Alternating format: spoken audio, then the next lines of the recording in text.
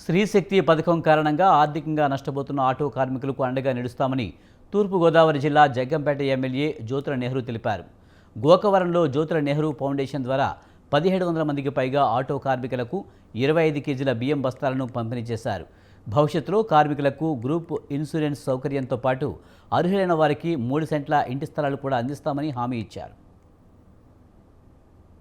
కార్మికులకి కొద్దిగా నష్టం జరుగుతుంది అనేటటువంటి ఆలోచనతో వాళ్ళకి ఏదో వెలుసుబాటు కల్పించాలనేటటువంటి ఉద్దేశంతో జ్యోతుల నెహ్రూ ఫౌండేషన్ ద్వారా జ్యోతుల నవీన్ గారు నిర్ణయం ప్రకారం వాళ్ళకి 25 కేజీలు బియ్యం మూటలు ఇవ్వడం జరిగింది. ఇక్కడ సుమారు ఒక 500 మంది ఆటో వాళ్ళకి గోకవరం మండలంలో ఇవ్వడం జరిగింది. అలాగే మొన్నటి రోజు 1700 మొన్న ఆ 3 మండలాలకి కలిసి ఇవ్వడం జరిగింది.